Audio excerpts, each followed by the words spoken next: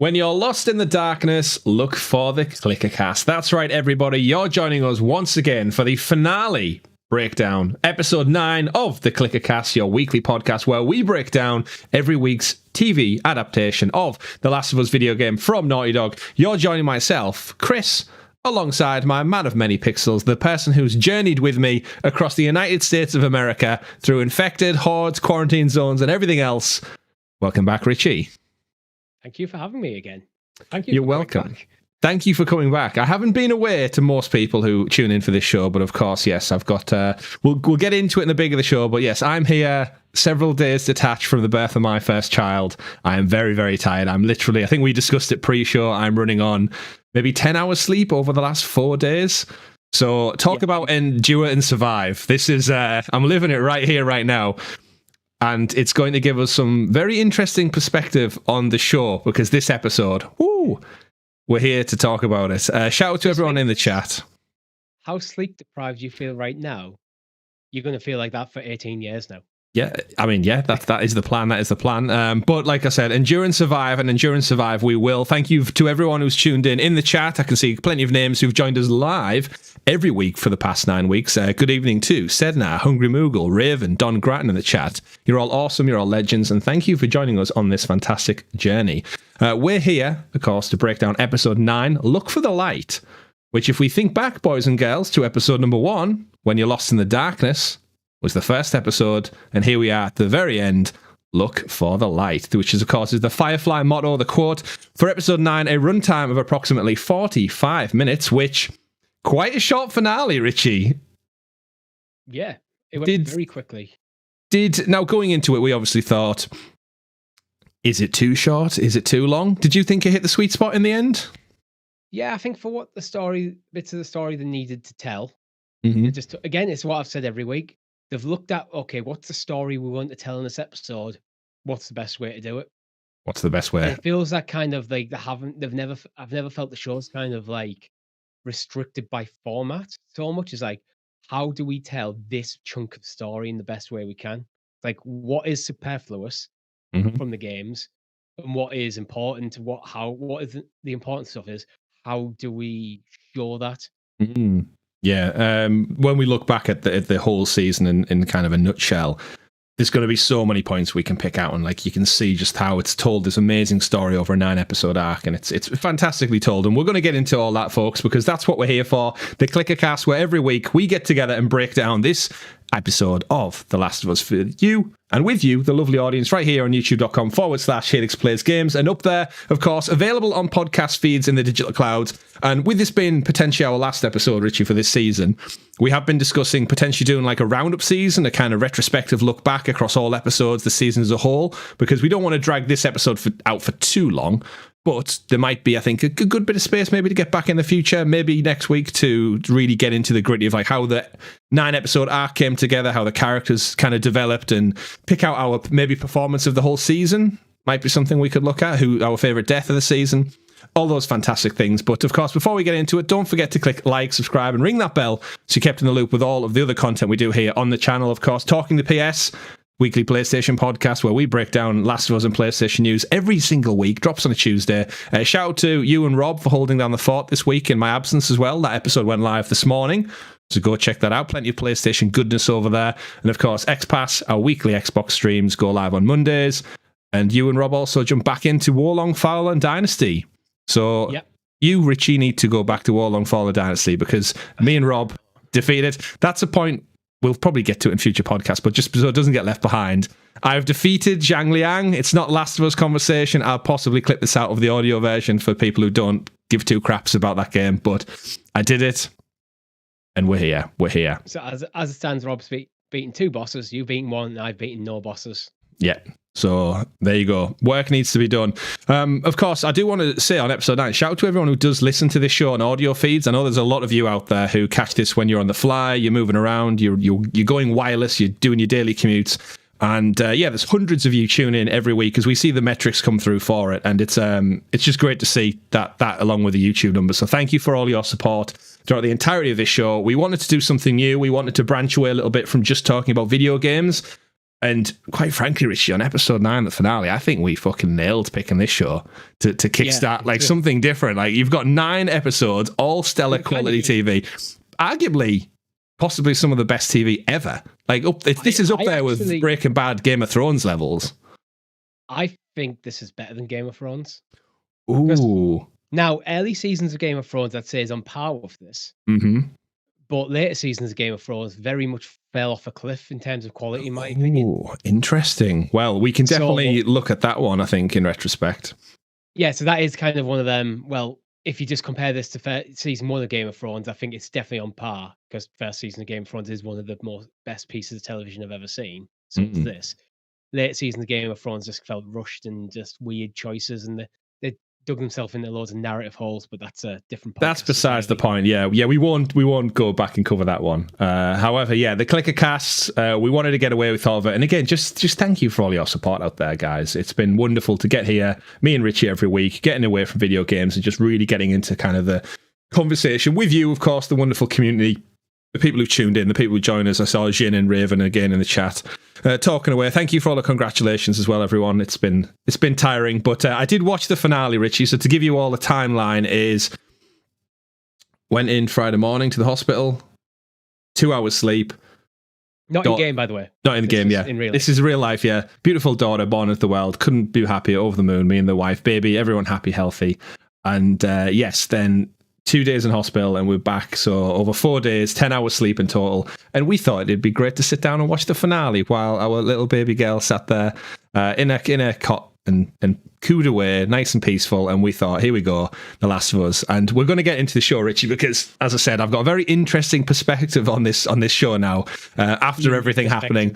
I don't think, like, all the Last of Us podcasts, again, shout out to the official Last of Us podcast, shout out to the Kind of Funny podcast who break this down. They've had fantastic special guests on across the last couple of days, and I can't wait to actually dig into it and watch it. Give some great insight into the show. However, none of them gave birth to a baby girl just before they sat down and watched the finale where a baby girl was brought into this world. So we'll get into it. So overall, Richie, as we start each and every week, what are your thoughts on this finale, just as an overall view? I think it was, again, the perfect way to tell this part of the story. There was stuff they cut out from the video games, but it tends to be heavy actiony stuff that they always cut out. It's like, and again, as we've talked about for the last few weeks now, some of these action scenes I feel would have just padded out the show and made the important action sections less relevant or like a bit more dilute.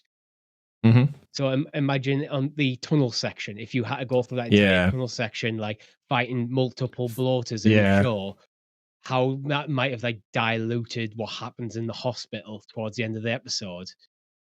So as I think, again, for this medium, I think that was the right call. Where I think for the game, having it in is the right call because it gives you kind of a one last big challenge with the infected before one last big challenge with the human side of it in terms of an action. Absolutely. And they played very coy throughout the whole series, haven't they, with like not wanting to overdo it. They've given us action when it's really been merited, but as the director, again, shout out to the director, Craig Mazin, and of course writer and collaborator, co-producer Neil Druckmann from Naughty Dog, creator of the original game, and shout out to Bruce Straley as well, who also worked on the original game, but he's moved on from Naughty Dog since then, but he's been obviously not included in all of this amazing kind of build up around the game. But that guy had a very definitive hand in directing and producing the first game, which then this is all a virtue of. So shout out to Bruce Straley of Naughty Dog, previously of Naughty Dog, I should say as well. These guys have been fantastic at just knowing when to give us stuff and when not to. And they've said throughout the series it's about the relationships. It's about love and how each person has a different take on it and a different approach. And you're right, it would have been very easy to overshadow this show with action set pieces and big fight moments and loads of clickers and bloaters, and that would have probably been great as well, but it would have made the tone of the show very different. It would have been great spectacle, but would it be like best kind of in the running for like some of the best television we've ever seen? Absolutely. I think the restraint they showed with the action meant that when there was action, it felt more consequential. It felt more tense. It really did. Imagine seeing Joel take down multiple bloaters through that tunnel before he gets to the hospital. it would make him feel more invincible. Yeah, less vulnerable. You would almost get similar to Legolas in the Hobbit movies when he's just so overpowered and he's just able to take them down. It's like after he takes down the first 4 or 5. I know obviously it's for comedic purposes, it's a different tone altogether, but you start to wonder like why, if there's no risk element to it, why would I care? And if you're totally right, if Joel went into every one of these episodes and was just killing 10 raiders here, taking out clickers left, right and centre, there's a bloater, throw a few grenades, shotgun, he's down, like you do in the game, but that's great, you get that satisfaction in the game, you're doing it. If this was like every week the show ended with like a fight scene, a chase sequence or something, it would have just been more typical storytelling. And I think the combination of Craig and Neil Druckmann bringing together everything he knows about the game and Craig's expertise in directing fantastic shows like Chernobyl and telling people's personal stories of what happened in the events leading up to things, it's just kind of, it's been that perfect bridge gap of video game meets fantastic television, and we've been along for the ride. Fantastic. Yes, it's been a fantastic ride. Chat, let us know again, what are your overall thoughts, because we do want to of course include you in the show. And Jin in the chat says an overload of zombies would have made this yet another video game to TV adaptation, and they could have done that. This could have been like your monster of the week.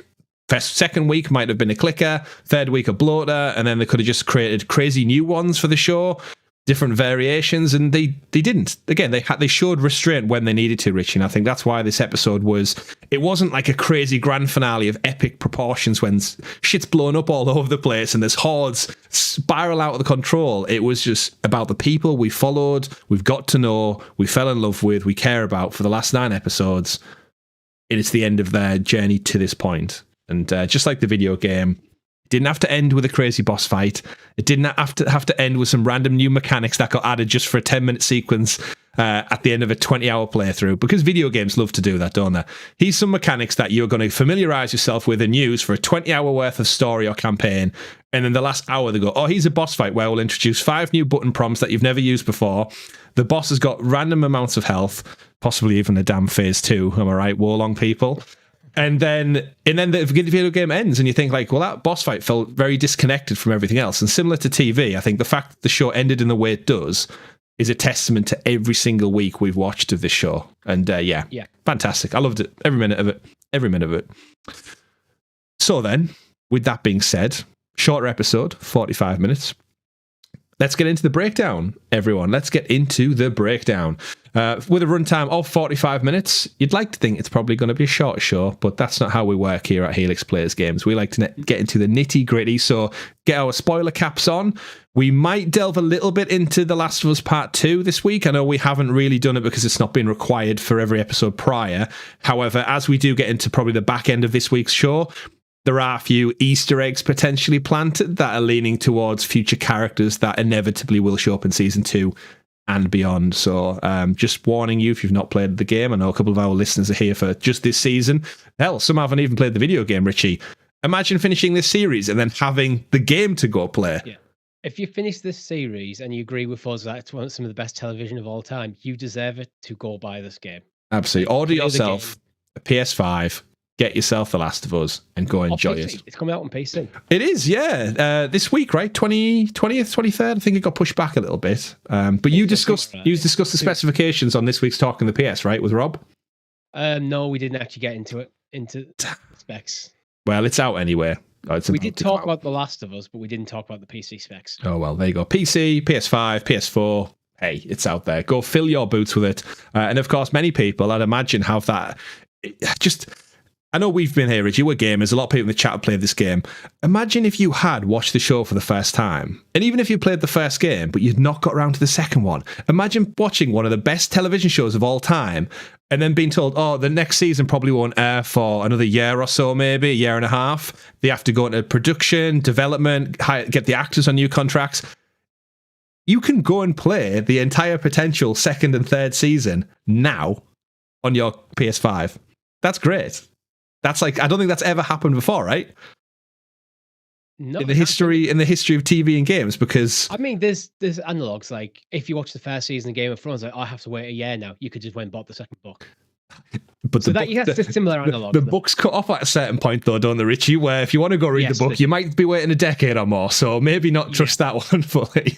Well, I mean, we're talking first season. Yeah, and this video game, it's very different from. It's not like going watching the Sonic movie and going, "Oh, I enjoyed the Sonic movie." Knuckles, played by Idris Elba, let's go play Sonic 2. It's not quite the same transition, whereas the Naughty Dog Last of Us games are so cinematic and character-rich and storytelling that it's translated so well to TV. And I'm just so glad they pulled it off. It's just like, it's one of my favourite games of all time. And the fact that it's now one of my, if not my favourite TV show of all time. Can't wait. Can't wait for the Blu-ray. I'm going to get it in 4K and enjoy it all again without ad breaks. That's the big thing. The ad breaks really, really shitty here in the UK. We watch them on. I mean, you watch it on Now TV like me, right? Yeah. So yeah, those random little flashes of The Last of Us title screen. It's annoying as hell. But we'll get into it. Right then, as I said, episodic breakdown. Let's get into it. Cold open. We're in a forest. We hear a heavily pregnant lady running around. And anyone who's played the game, you'll recognize these strenuous grunts immediately. Oh, it's such an iconic voice. It's like playing the game. If you shut your eyes, you would just think you were playing the video game because, of course, we're introduced to Anna Williams, a.k.a. Ellie's mother, played by the one and only Ashley Johnson, the voice actor, mocap actress from the video games, the lady who's brought Ellie's character to life through PS3, PS4, PS5, and now, of course, bringing not even ironically, I guess, fantastically, Ellie's mother to life in the real world. And I'm so glad they gave this role to her because it just fits so well. So well. The issue I have with giving this role to Ashley Johnson is that they can't really use her again. Yeah. They could just put her in prosthetics and make her into a clicker. Could do that, but yeah. But I think that there's something very symbolic, I think, about Ashley Johnson literally handing the baton or giving birth to Ellie, who it's perfect. They talk about that actually in the Last of Us official podcast, how there's so much of Ellie's character who she became over the course of that development actually came from Ashley Johnson. Because Ashley Johnson is actually on that episode. Yes. So they talk about how much the character of Ellie changed because of Ashley Johnson's performance and what she put of herself into the character. Mm-hmm.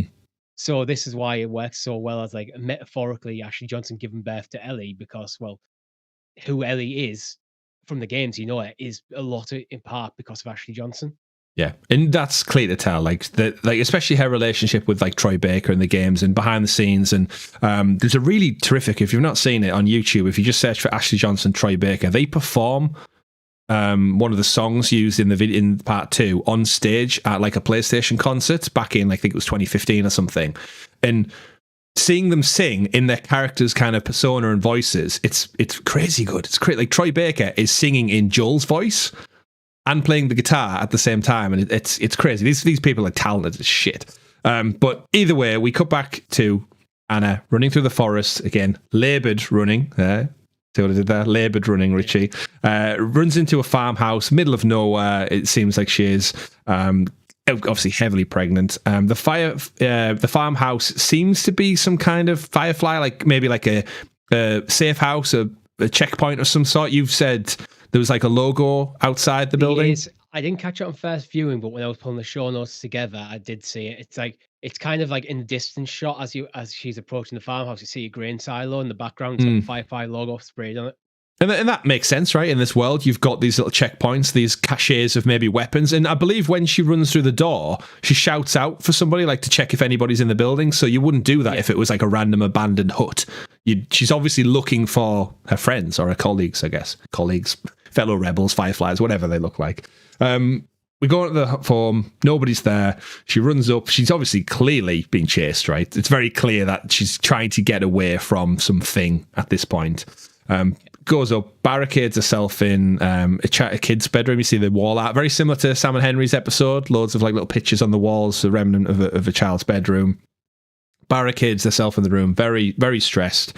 Kind of sits on the floor, wait. She sits on the floor, right, to wait, and she's ready. She's pretty much, she's in labour, straight up, she just needs to find somewhere safe. And again, very first hand here 4 days ago. I literally held my wife while she gave birth. Can agree. Ashley Johnson, terrific performance here of a woman going into labour. The fears, the anguish, the pain, it's all there to see. So barricades herself in, and we know we can kind of, this is when it takes a horror turn, and we hear the kind of shuffles up the stairwell and the dust hits off the door. She's been chased by a runner of some sort, an infected. Breaks in. Anna, I keep wanting to say Ellie every time I go to say this because of how intrinsically her voice and her face is, for me anyway, linked to Ellie. She looks exactly like Ellie and sounds exactly like Ellie. She's got, of course, the switchblade, which Ellie has in the game and in the show later on. She struggles with it. She tussles around. She fights. She gets a couple of stabs in. Infected falls off to the side, and then we hear the scream of a baby.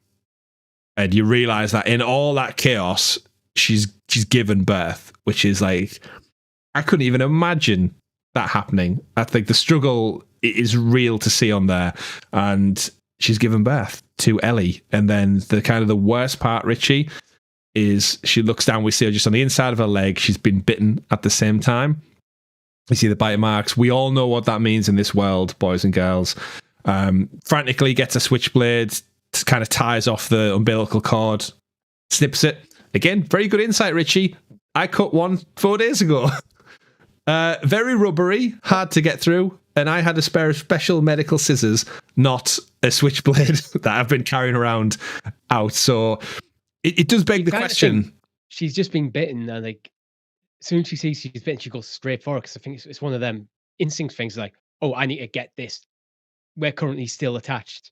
Yeah, well, like, in today's world, they usually go skin-on-skin contact, baby goes up to mother, and they keep the umbilical cord attached for a little while longer now to just make sure everything's in order, and it's great for the baby. And then they usually hand over to me in my scenario, and someone else to cut the cord, and they tie it off and stuff, and then the belly button turns all brown and falls off. You have to think, but naturally, before like modern medicine, what will probably happen is your mother give birth, and then the placenta eventually comes out, and it probably naturally detaches.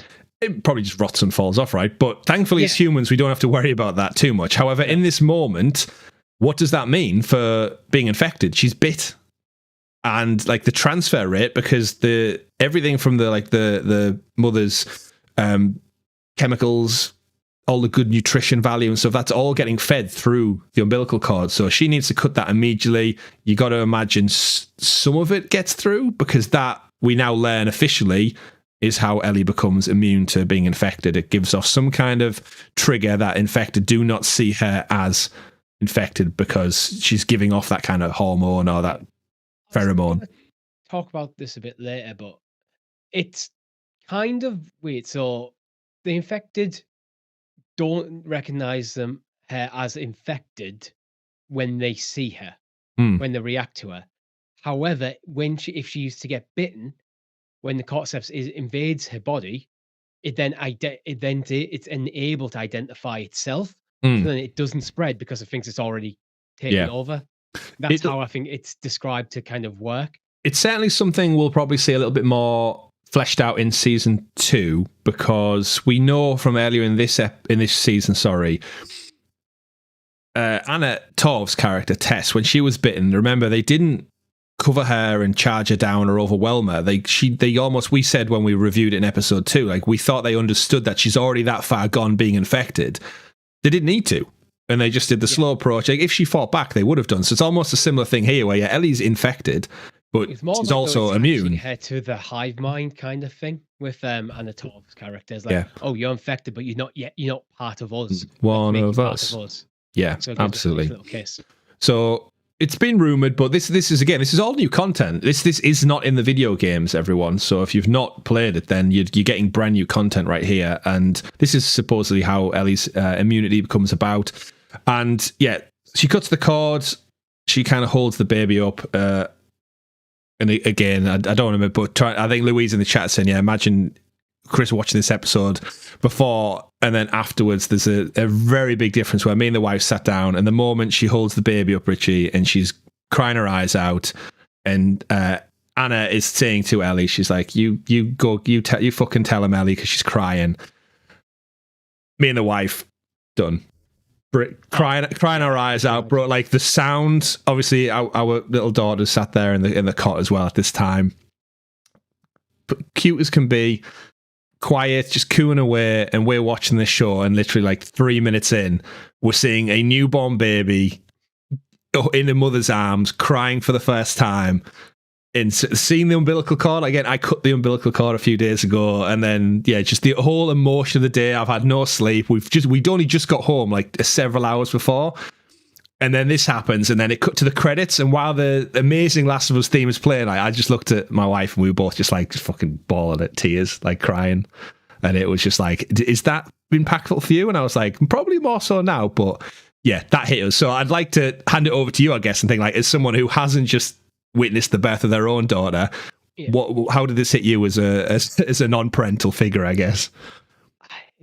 I mean, it's weird. I don't know how to explain. It is such an emotional scene because, again, this whole show, it's like that balance of love and tragedy as well. Like, you've already seen Anna's been bitten. We know what that means for Anna.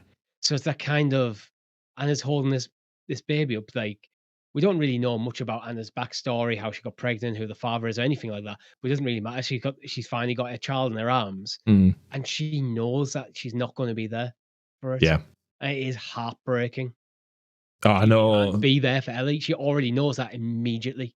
Yeah, when we see the bite, when the camera just holds on that bite for a few extra seconds, and like as an audience member, we know what that means. And then again, it's that follow on of like, you're not going to be there for her. There's like, your literal end is now hours away. And like, we know what Ellie's life then goes on to, but it's just that moment of that literal connection that she has to sever. She doesn't even get those couple of seconds where they keep the umbilical cord out. Like, she has to sever that as soon as she can to stop her child from turning or becoming infected. And she saves her. She saves her life by doing that. I'd be, again, very, very interested to see what a little clicker baby would look like. How does it bite people if it's got no teeth?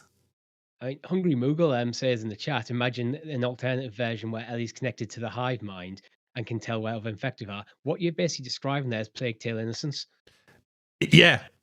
You really are, yeah. Ellie's got some kind of weird... I mean, imagine that if they go all out with the third game where Ellie can basically control the infected with a hive mind connection, and she can control where clickers and bloaters go like chess pieces out there in the world. Weird twist. I don't think I'd like. I'd rather they didn't, but could you imagine that? How grounded the games are, that's very like... Yeah, it's more sci-fi, I would say, than it is. But could you imagine like a Neo moment where the bloater's about to charge Ellie down and rip her to shreds, and she just puts her hand up like Neo and goes, "Nope, no." She's that I could, you know what? That probably has some element of great payoff, but you're right. I don't think it's right for this world. So yeah, you tell him, Ellie. You fucking tell him. Cut to credits. No.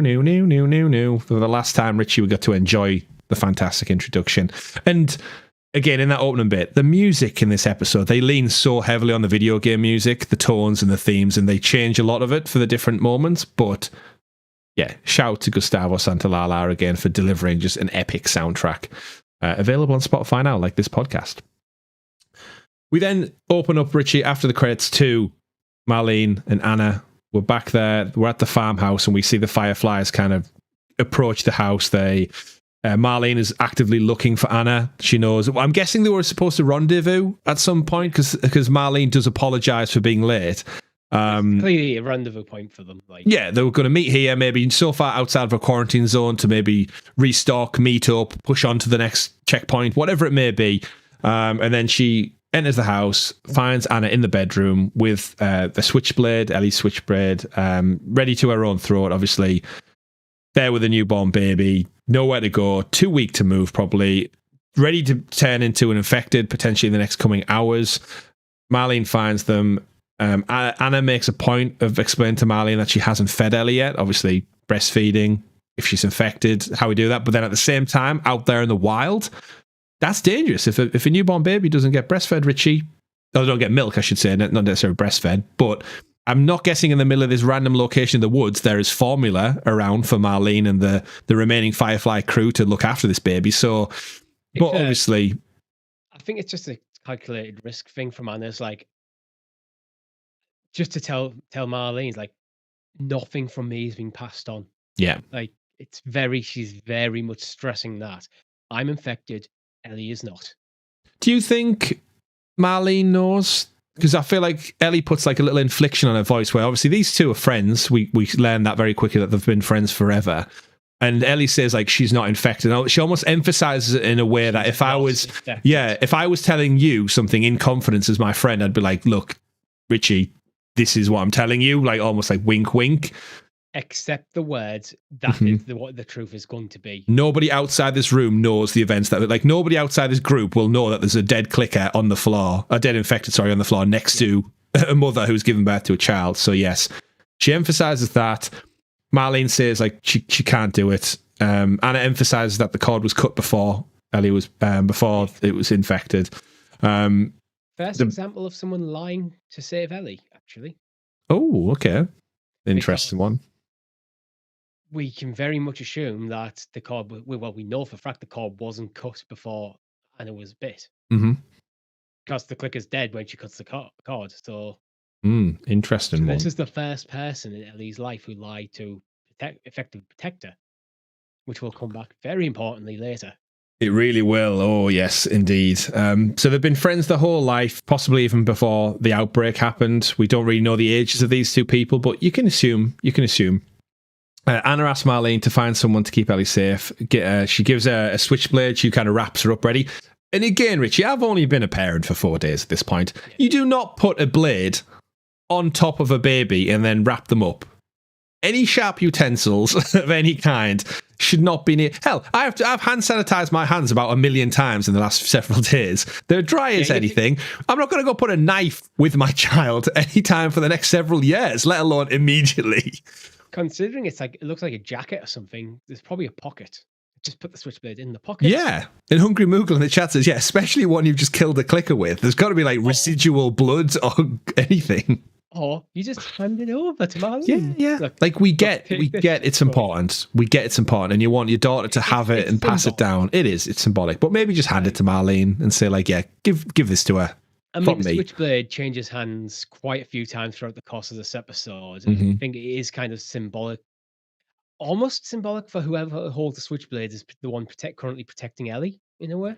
Like a torch. And of course, speaking of Anna and the switchblade, we only really see in the video game the moment back in the episode with David is when Ellie goes out hunting on her own while Joel's not very well. Is if you look in the backpack in the game, that's when you get a letter from Anna to Ellie.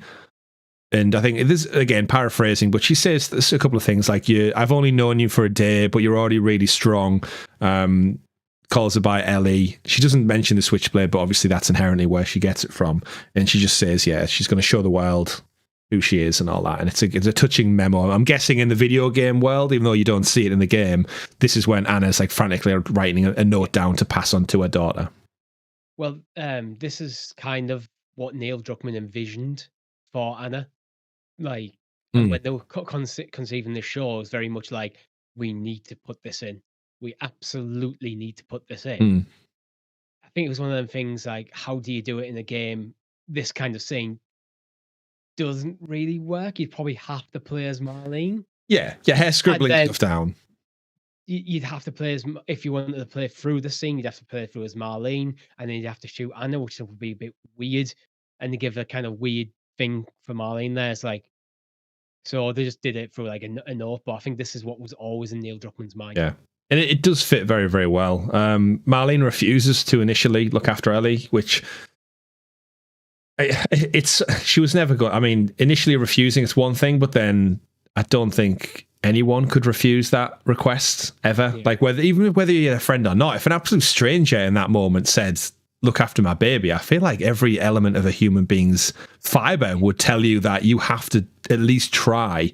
It's not so much as, I don't think it was the whole like looking after Ellie thing that Marlene was objecting to. It was Anna was asking Marlene to kill her.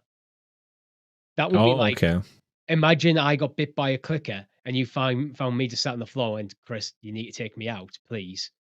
Asking you to pull the trigger. Oh, so I read that as more it was the baby she was refusing to like take over. She was like, I can't do this. Anna asked Marlene to find someone to keep Ellie safe. She's not asking Marlene to look after Ellie specifically. Right. And this is something like Ashley Johnson actually talks about on the podcast, where it's kind of like, well, Marlene's already the leader of the Fireflies. She has this thing like Marlene isn't the right person to look after Ellie, and Anna instinctively knows that.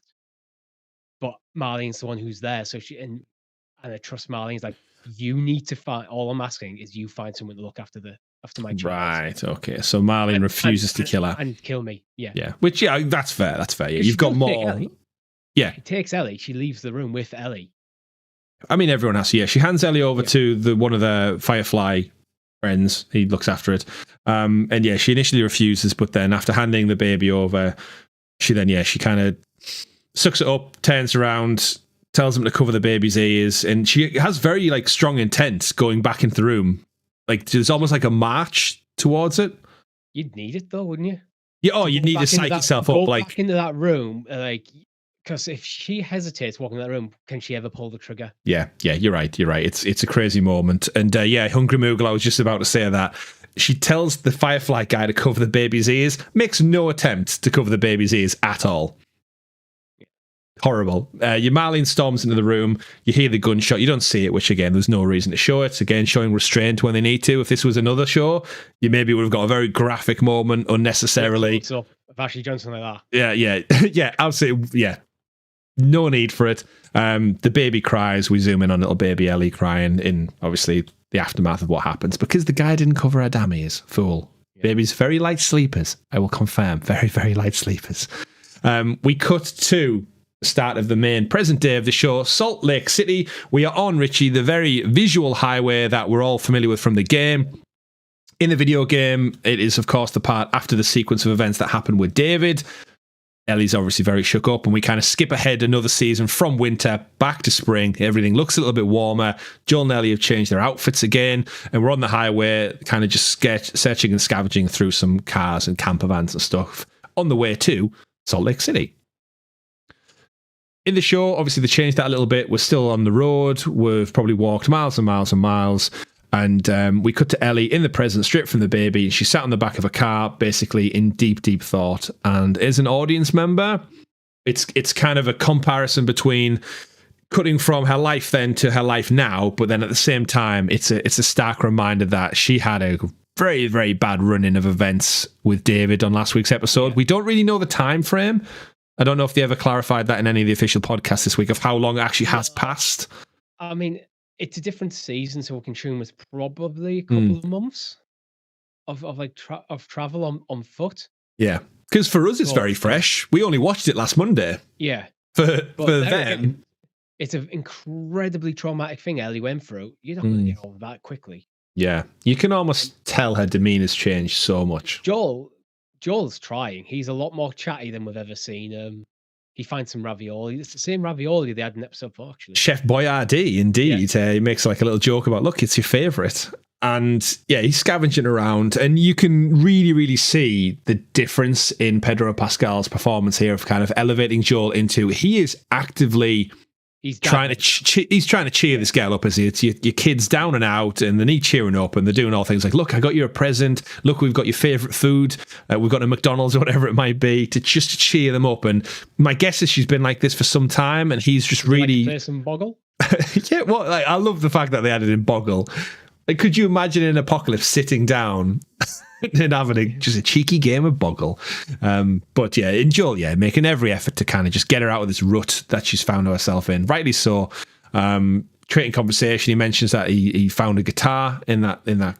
Was it a caravan or a camper van or something back there? Yeah, it was smashed up. He opens up how he used to play guitar. We've already seen him say he wanted to be a singer before, and this is where he kind of says like he'd like to actually teach Ellie guitar. Yeah, and that's going to play a big part in season 2 and beyond. Because again, Ellie just really wants to hear Joel kind of sing a song. In the video game, that's actually the part when they reach the university, and Joel clears out some infected to get past like an automatic electric gate barrier, and they're on the horse and they're basically sharing in things. And Ellie explains that she wants to be an astronaut when she's older. And then she asks Joel what he wanted to be, and he says he wanted to be a singer. And she says, what? And she asks him to sing a song, and he's reluctant to it. And again, not in the show, but my guess is they're saving some of those moments. Like now is the breadcrumb sprinkle of Joel knows how to play guitar, that'll become clear in the future and what it means by him kind of bestowing things onto Ellie. Pedro Pascal to potentially learn how to play guitar and sing. Knowing Pedro Pascal, he can already rock a guitar and probably every other instrument. But yes, so he's opening up a lot. You can see how the relationship has changed very, very clearly. We cut further ahead, a little bit of time passes. We're now in the city. They're walking around, going through some rubble, and we really start to see Joel's like dad humor come through here. And he says about what's the plan, and Ellie interjects with Ellie's typical humor of just like she knows what she's talking about. She gets to the point and says, "Oh, I know what we're going to do. We're going to go up that skyscraper, scout it out." And it just echoes how many times they've probably done this. Yeah. Before I took this almost as like a throwback to episode 2. Because like, okay, we've just encountered a big bit of rubble. This is the plan. We're going to go through it. It almost goes beat for beat the same. But no, it's because Ellie's been through a handful of times. So yeah, we go up the skyscraper, blah, blah, blah. Yeah, absolutely. And just like in a video game, you're familiar with it. You do it over and over again. You stick to your favorite weapons. You use the same grenades instead of the Molotovs or whatever it may be. And then Joel turns it on its head and says to Ellie, actually, no, I found some dynamite back there. I'm just going to blow it up. And you can almost see the moment he says that, Ellie's like, holy shit, really? Really? She gets super excited. She perks up a little bit. And he goes, no, we're going to go up the skyscraper, scout it out, and go through. And again, that made me chuckle out loud of like classic like dad joke humor. And yeah, I love it. I'm all there for that one.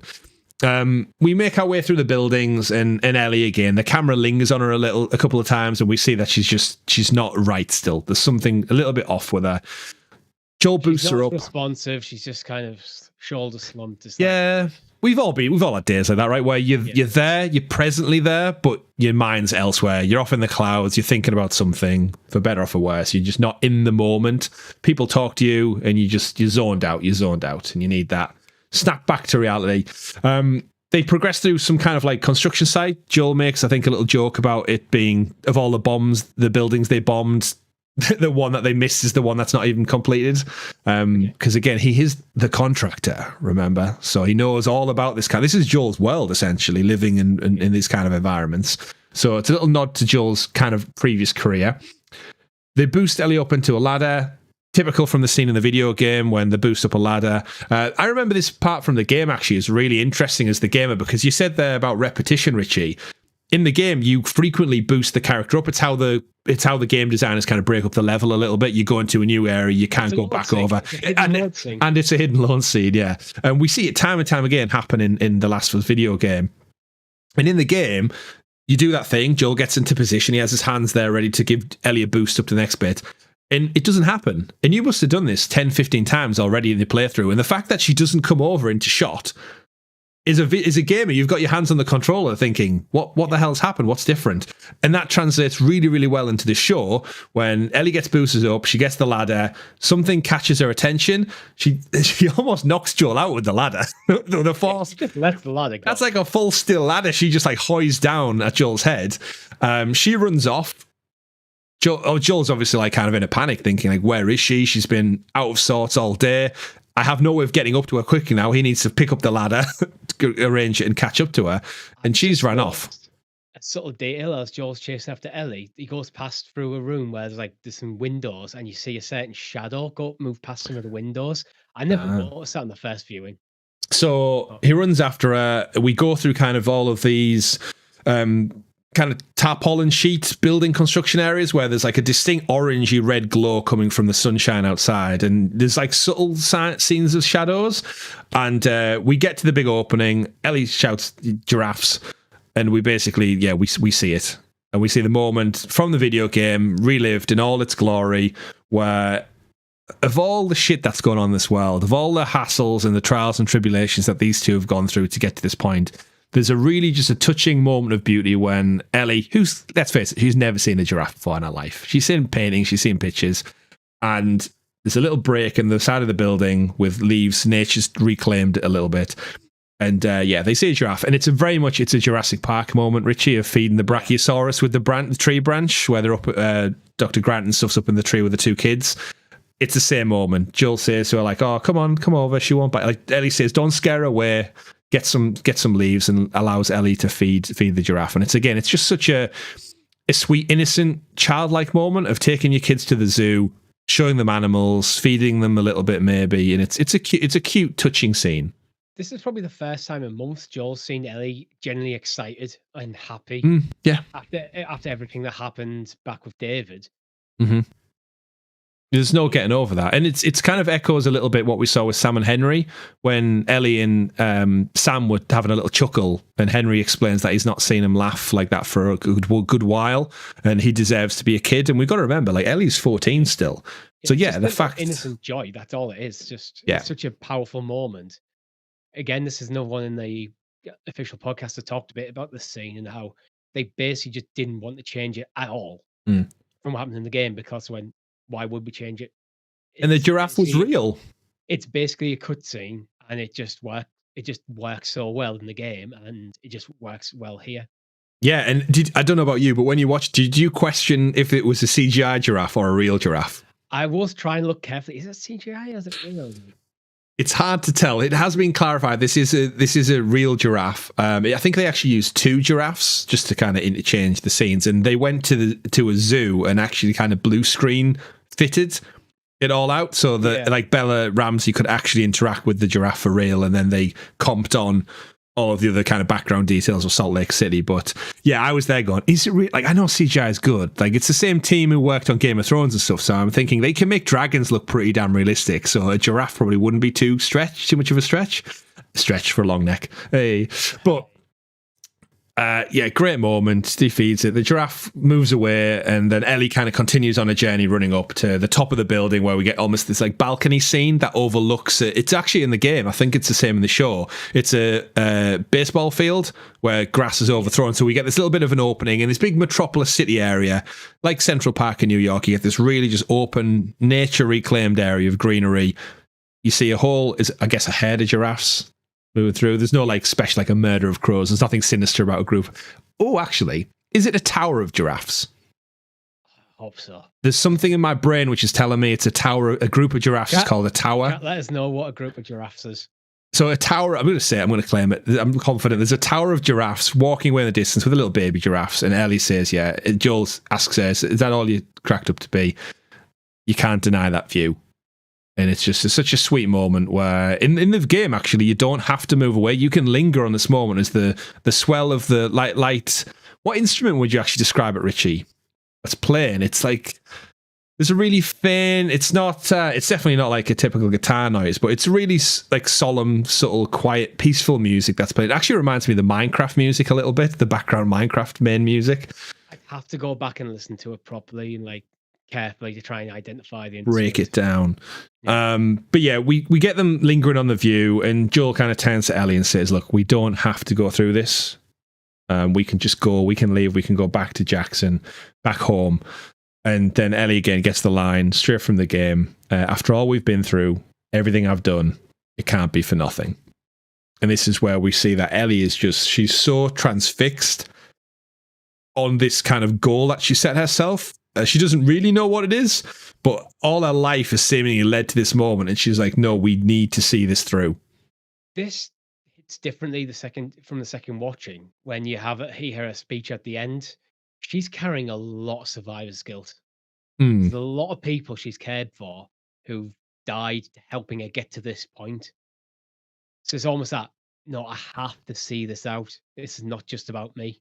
Yeah. Which, again, if she's going to help essentially make the cure, her purpose in life could save millions, the planet, like humanity as we know it. And yeah, that obviously has a big weight attached to it. But yeah, so Joel says, yeah, we don't need to, and Ellie sticks to her guns, and she's like, no, we're seeing it through. So they pass through a tunnel. This would have been, I guess, in the game, the part we had like one of the last big action sequences where you head into like an underground car tunnel, and there's a whole host of clickers infected to deal with, bloaters to fight. It basically is the part of the video game where they say, we're nearing the end now, let's have fun with all the weapons you've accumulated, all of the upgrades you've got. Challenge. One last hurrah to have a bit of fun, essentially, or not fun if you're playing it on grounded mode.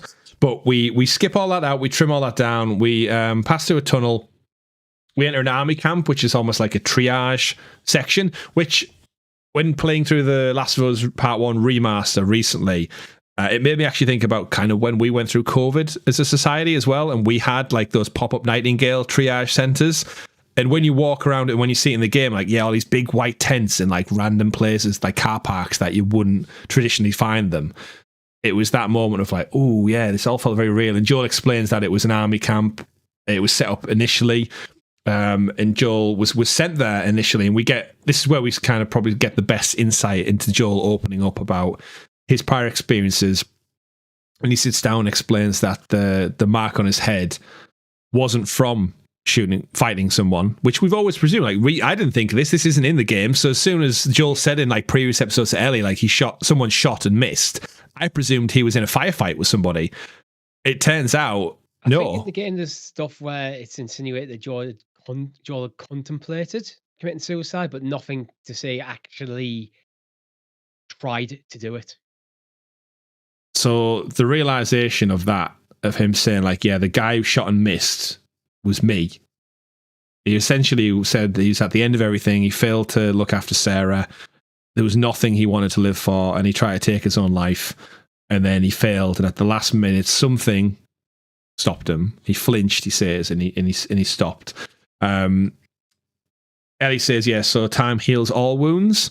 We get such a sweet moment, Richie, here, and he turns to Ellie and says, "It wasn't time that did it." And like, I thought the next line was literally going to be, "It was you," but they stopped short of that. They stopped short of that. Obviously, it doesn't need it at all.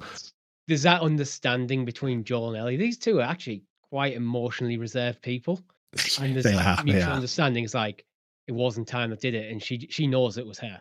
Like, yeah, they have a really she's seen it happen. She's seen him change. Like, yeah, it's like that nod of agreement of between like very close friends. Obviously, they've got such a paternal relationship now, and it's evolved and flourished, and they obviously clearly care for each other. But yeah, when he says like what brought him around, because even though this happened obviously many years ago, and Ellie wasn't the direct culprit of it, but the fact that since he's met her, he's really started to open up and love again, for lack of a better term to use. And Ellie's helped him with that. And then he says, right, it's time for a joke. Let's get out of all this sharing emotions and our feelings and stuff like any typical bloke would do. I'd probably do the exact same thing. We're like, okay, we've had our cry now. We've had our emotional moment.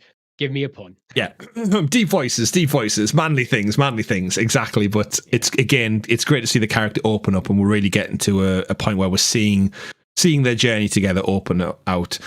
Joel asks for a joke to lighten the mood a little bit. Ellie, over the moon. She's like, this is the first time we presume Joel's actually asked for a joke. Yeah. It's not been a case of Ellie's had to force them on him because she's bored or she wants to talk about things. She's like, right, tell me some jokes.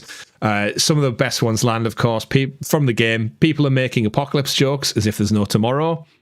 Of course, that's funny for several reasons. Too soon? Too soon? Yeah, brilliant back and forth. It's weird because you get the joke. Topical. You get the joke in itself, which depends on how much you like puns or dad jokes and stuff, but the joke itself is funny, and then we get the meta joke of seeing them react to the joke, and then there's like another layer. Can you imagine someone who was writing like some dialogue stuff for like just color stuff, like it was job, okay, today your job is just do some research and some puns. And he's going to have this pun book. You just need to come up with some jokes. And they've probably Googled puns and come across that joke and is like, oh my God, this is perfect. Like, it works so well. But like I said, there's the joke, there's the characters reacting to the joke, but then there's the added meta joke of we know what their characters are doing in this apocalypse world. And then when Joel says it's a topical joke, it's just like it's like several layers of humor all blended in perfectly. Moon rocks taste better than Earth rocks. Why? Because they're meatier. Because they're meatier, like that one. And I've heard this one before, but yeah, what did the green grape say to the purple grape? Breathe, you idiot. Brilliant. And then subtly, as they're just having this really fun, just light, jovial moment, the camera kind of pans across them walking through the triage center. And I don't know about you, but I kind of sat up in my chair as soon as I saw this shadowy figure behind them. I was like, almost in like a horror movie when you want to point at them and say, they're behind you, they're behind you. It was a very like pantomime moment of, there he is there. And before we know it, flashbang grenade dropped in on them. Boom. Joel goes down, Ellie goes down. Ellie gets dragged off by the fireflies and Joel gets clonked on the back of the head. I wonder, because on the way that's shot, you see the guy come up between Joel and Ellie in the background. I wonder if that was like an intentional thing in the shot. Split them. This guy is coming between Joel and Ellie. I just think it's just something that even in the moment, I just didn't expect. Like, obviously, they're walking around in a city that has, like, we presume, active firefighter presence. Yeah, absolutely. Like, they're literally walking around. Part of it, they're expecting active firefighter presence here, but they're also actually looking for the fireflies. So they're probably there's probably part of it is like, you know what, we're actually just going to be out in the open, like a bit. And what fireflies here, they'll find us, and we're looking for them. So yeah, but there's also that added risk. Get randomly flashbanged. Yeah, there's a few things from this. Like it obviously echoes Joel. Like Joel is letting his guard down with Ellie, and by proxy of that, he's also letting his guard down about the real world. Because an older Joel, I don't feel like would have been this relaxed that he could just get snuck up on from behind so close. Secondly, why the hell's that guy using a flashbang grenade? It's literally one dude and a child. You've got the jump on them, and there was there 3 of them? Don't waste your ammunition. If I was in a game, like you had the drop on them, like yeah. If I was in a video game, why use your ammo? It's precious. Save it. I always think in this, like, there was a scene last week where David shot from there. I was like, that's a waste of a bullet. Where are you getting your bullets from, David? Yeah, David. Idiot. Cannibal. Bastard. Pedo. But aside from all that and random accusations flung at David randomly in episode 2 late, yes, we're back, knocked out. Joel comes around, wakes him in hospital. Marlene commends Joel, quite frankly, on him getting there and showing how tough the journey is. She says that she lost most of her crew. I think she says she had like 5 guys and she barely made it through alive. So we meet Marlene again. We're back with Mel Dandridge, of course, the mocap actress who played Marlene in the video game. She's back to have a bit more of a kind of a meatier take on her role. Joel explains that it was Ellie. She fought like hell to get here through, again, all the trials and tribulations we've seen over the last few weeks.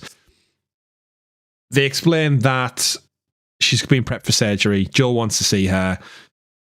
Marlene won't allow that. She doesn't have time. And that's when she explains that she could be the cure.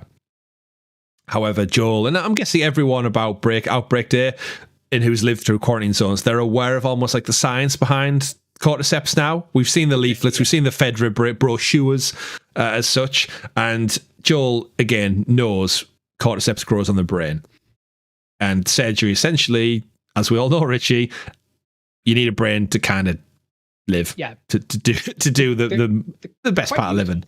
Yeah, they are. It's the only organ that's named itself. It's that smart when you think about it. But I digress. The doctors believe that by isolating it, they can produce a cure, but it wouldn't actually be a cure, more of an inoculation. Is this your medical edition? Yeah, commentary on it. Yeah, because if you think of it, the way they describe it is because Ellie, as I mentioned earlier, Ellie's kind of infected and not. So when she gets bit by cordyceps recognizes itself, so it doesn't spread through Ellie. Mm-hmm. So it never takes her. So that's why you can actually see the cordyceps still in her arm. Yeah. Because it's there, but it hasn't grown beyond that point because it thinks it already has. So it's kind of a trick. So it's more of an inoculation where you couldn't take that, put into a clicker, and then the clicker's not going to turn back into a human. Yeah, so it's not going to cure someone who's already has it, but it could potentially stop the spread, and it could inoculate other people from getting it. But the risk of like clickers and runners and bloaters and stuff is still going to be out there. Yeah, that's a fair point. There you go. Medical folk, we've got it. So Joel realizing that, Marlene realizing that, she says like she never wanted the surgery, like it's harder for Marlene. She tells Joel that she was there when Ellie was born, which we know now, we've seen it at the opening of the show, and she's the only one who understands, because the reality is we talk about all the different relationships throughout the different episodes, but this is tough for Marlene. this whole thing, like what she's going through. Like she essentially has raised Ellie. Yeah. And that goes a long way. And that is, I guess, if I was to have one criticism of this episode, is that we see a lot of it through the perspective of Joel and Ellie. And what I would have maybe wanted more from this finale is they had an opportunity to show us everything from the Fireflies' perspective. Because remember, we haven't seen that since episode 1. I think you and me both praised episode 1 because we actually saw more of what went on with the Fireflies. We saw them planning and moving on to the next quarantine zone. We saw Marlene and her colleagues having a conversation about what the plan of action was, the impact of the quarantine zone, who Ellie was. Some of them were guarding her. And I feel like in this episode, it just pretty much stuck to the game, and we just saw everything from Joel's point of view almost. Yeah, maybe there could have been like a bit of a flashback to seeing like Marlene quietly checking up on Ellie, see how she's doing over like the years, sort of thing. I would have just like Marlene's one of these characters where you think in a different situation, if she wasn't fighting against Fedra, if she wasn't a Firefly, she would probably have become a surrogate mother for Ellie herself. Absolutely. Their best friend's kid, it feels like that would be, okay, you know what, I'm going to raise your kid for you because you've died. But because of obviously what Marlene is, what she stands for, she's not being able to. Yeah. So what she has made, she's made sure Ellie's safe, even if that does mean giving her best friend's child over to the people she probably hates most in the world, and Fedra. Yeah. And this is where, I guess, this episode being 45 minutes long, if they had an extra 15, I would have loved to seen a scene of Marlene coming to terms with maybe not like she's just like in her office or she's plotting out what the Fireflies are up to next, and there's like guy comes in, she's here. What do you mean? They found her. They found the girl. Marlene's like in shock. They realize it's Ellie. She maybe, again, we don't know what their relationship was like with her. Like, does Ellie actively like still like know who she is? Or maybe it's just one of them. Like, you hear the guy knocking. So we've just got two people just wandering the streets. Like, we brought them in. They fit the description. Yeah. No, probably not even fit the description. Like, just, and like Marlene walks in, sees like Ellie there. It's like, this is the girl. Like, we did it. Tell the doctor. Like, yeah, get the crew prepped, everything. And yeah, I really would have liked to see like Marlene struggle with like the doctor telling Marlene this is what she has to go into surgery. And I guess we're getting a bit ahead of ourselves because in part 2 of the video game, there's a little bit of retrospective correcting or changing going on. So we might still see it. It could make for a very interesting opening to the first episode of season 2. It'd be a nice thing. I wonder if it's one of them things like if I was a director, like I kind of want to maybe shoot some scenes, see how it works, and it might not quite flow well enough throughout the episodes. It might just be like, by putting this in there, it's taken away from what we actually want to do with this episode. Yeah. And we can always do this as a flashback to open season 2. Yeah, which I think they may have done. I think you're correct in saying that. It could be a really good cold open for season 2, actually. They bring us back to that world, remind us what's going on. Bring us back to this moment. It's essentially, it's a fantastic leaping off point for what would be like another 9 episodes, presumably, of where the Joel and Ellie story is going. So Marlene obviously not happy with this either. They explain how cordyceps work and why Ellie hasn't become vulnerable to it. She instructs the Fireflies to basically get rid of Joel. She's kind of obviously thankful for everything he's done, but at the same time, she's still a ruthless Firefly lady. She's like, take him out, leave him at the south corner or something. If he tries anything, not even like kind of bluntly, she just says, just kill him. There's no second chances. It's like, even though you've just done Joel. It. Yeah.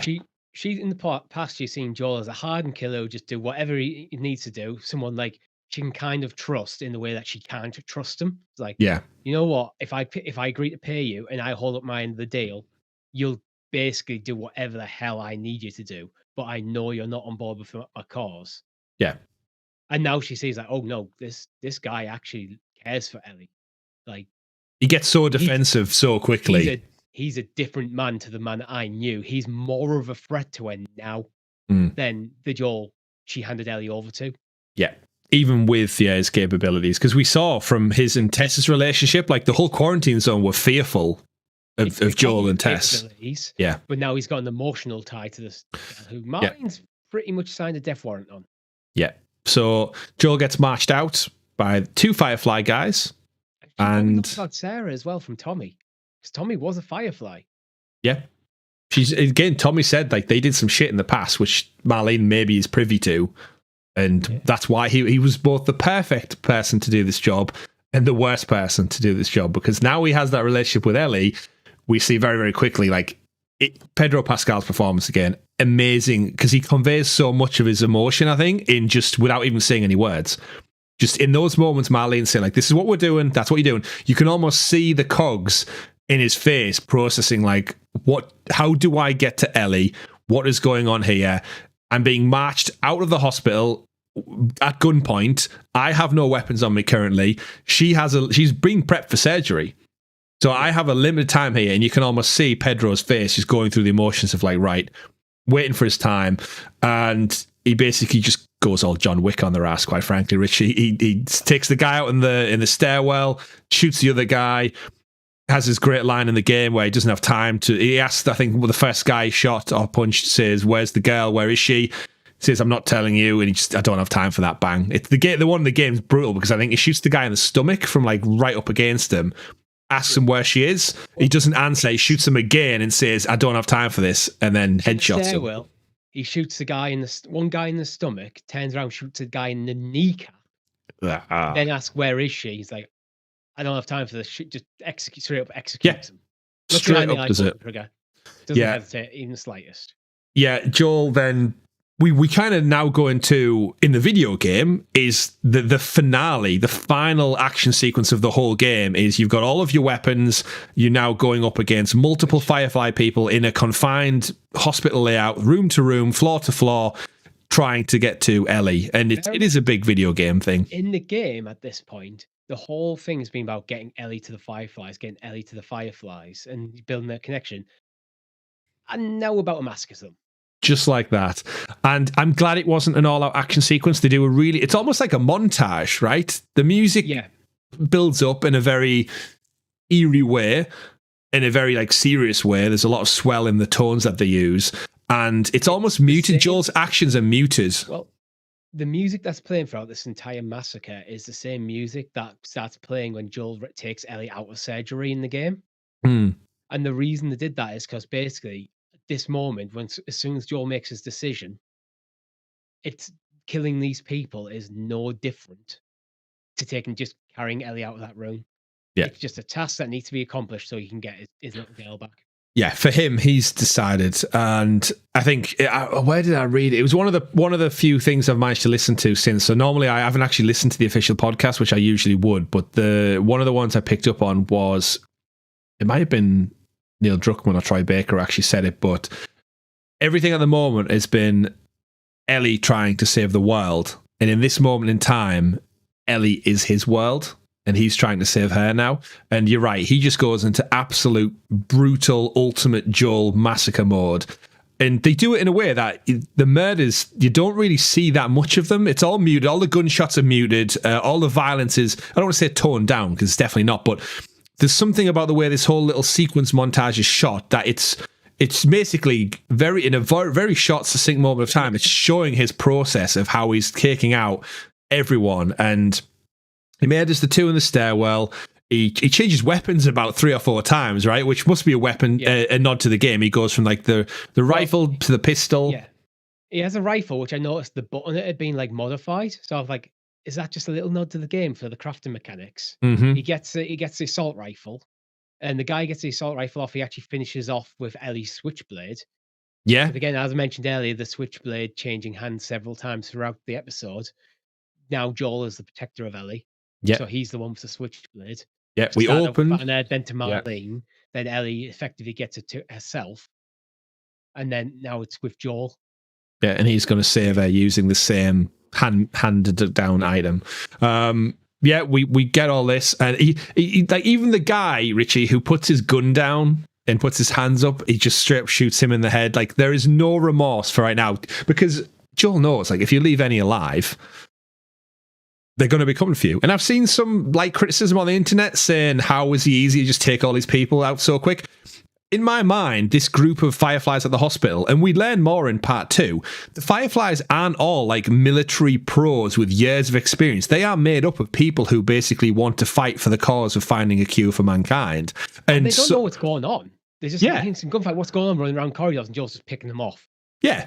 If ruthless. He's absolutely ruthless. As soon as he sees one, dead. Yeah, if we were in any kind of building with multiple floors and levels and an alarm went off or we heard a sound, who are you to know that the person who's going to burst through that door is a trained killer with ammunition and a vendetta to save essentially his daughter?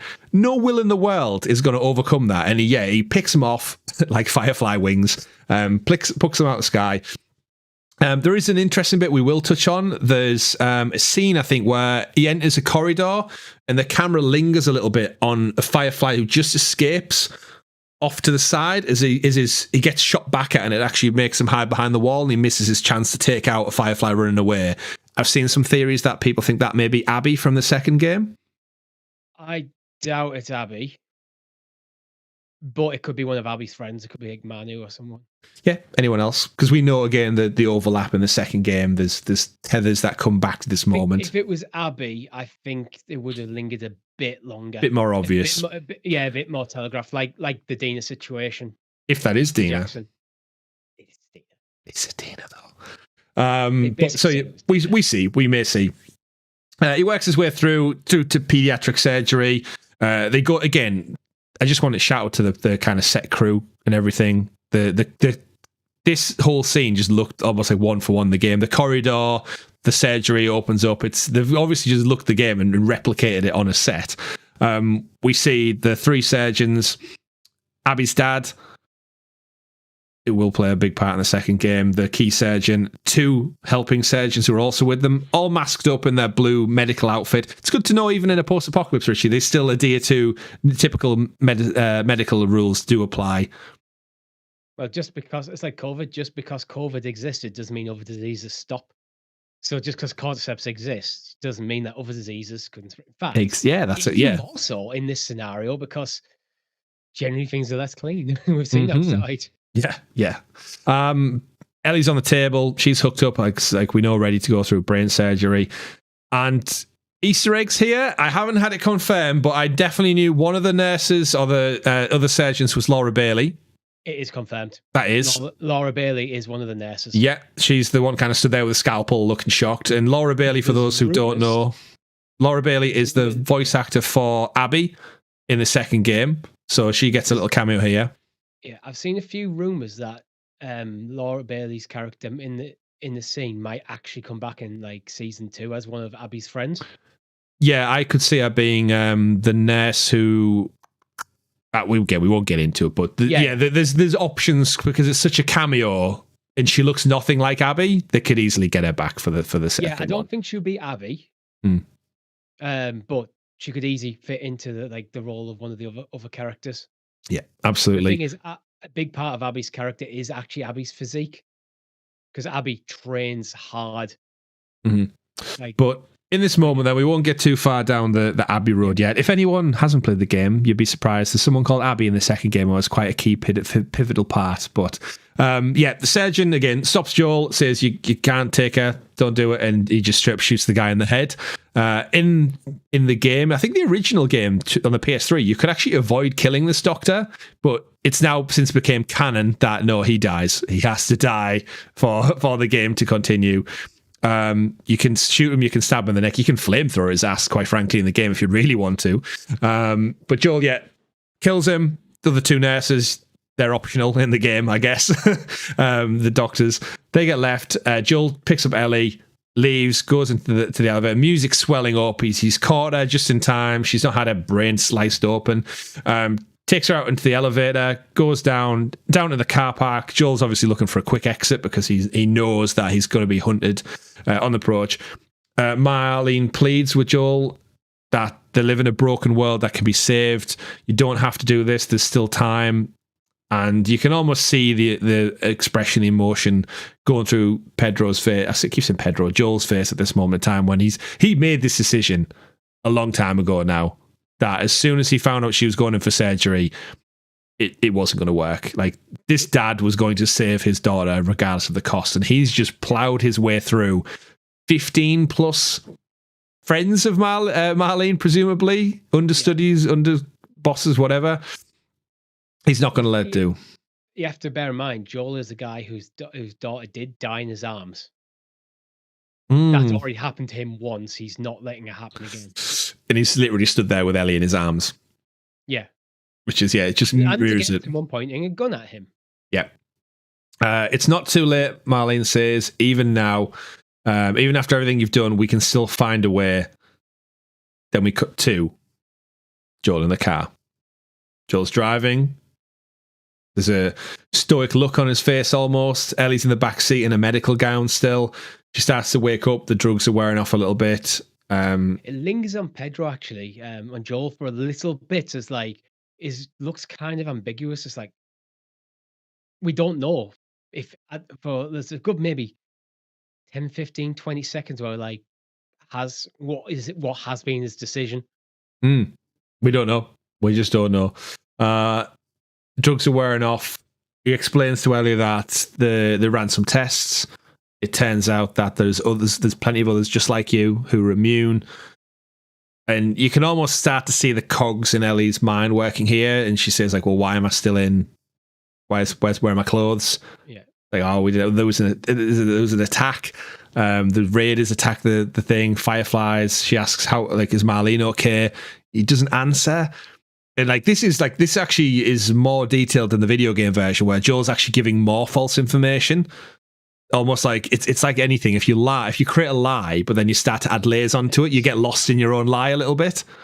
It's constantly getting cut back between like the car park and then like Joel talking to Ellie. Yeah. Back to the Marlene conversation.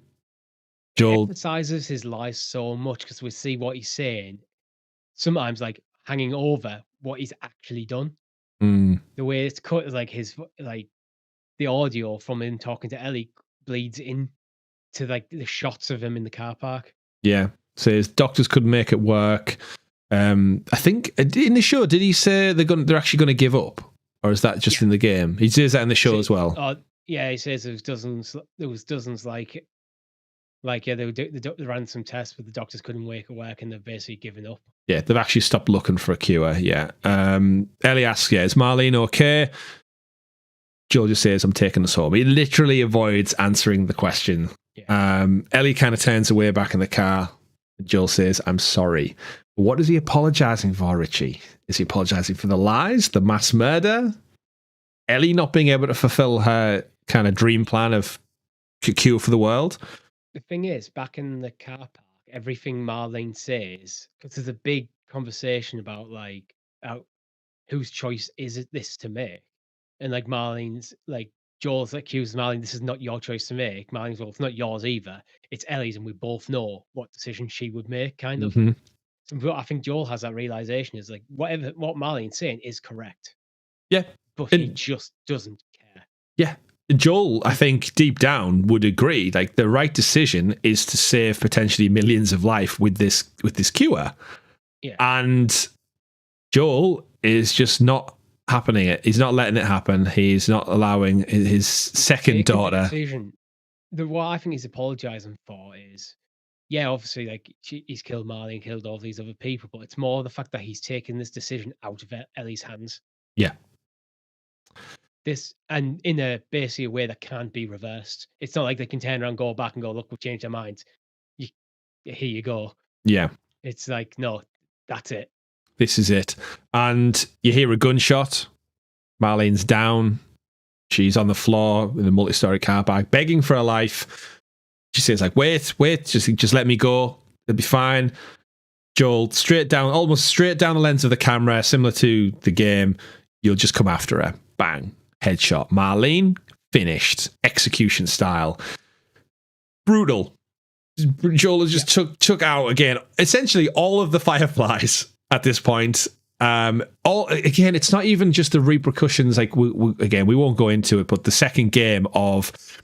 If you think about anyone who's just watching the show, think about every episode we've watched and we've said about the relationships of these characters and these people and love and what it means. And everyone's perspective is different. And we watched Bill and Frank, we watched the Fireflies. Hell, we even saw the crazy cannibal people. Like, they had some kind of merited reason for doing what they did. Joel's just took out how many people who have families, loved ones, bonds, relationships, friends, colleagues, survivors together in the name of finding a cure for the world. Like, these aren't necessarily bad people. Some of them are doctors, some of them are surgeons. You probably got mycologists in there who are studying fungus. Like, whoever they found for this greater common goal wiped out by one angry man. Guys are kind of painted in a lot of ways to be almost like altruistic. They'll do horrible stuff. They have like things like bombs and Fedra and stuff, but their ultimate goal isn't really Fedra. It is kind of like to liberate the world from cordyceps. Mm-hmm. And in the name of love, Joel puts an end to that. In the name of love, by you two. As a question, Richie, just to get to it, in Joel's position, what do you think you would do? Don't know. Because I know many people have played the game, and their kind of big takeaway is like, Joel's the bad guy in this story. I don't think there is. I think that's a simplistic look at it. I think the whole point, the thing is, it's very ambiguous. It's like, he's given two bad choices. It's the trolley problem. Like, do you let one person die? Do you let 100 die? Like, if you do nothing, one person dies. But if you save that person, it could lead to a lot more people dying. So where's the moral standpoint in that? That's the whole thing. It's more about the question rather than the answer. That was a very political answer. Of getting around it. Don't know.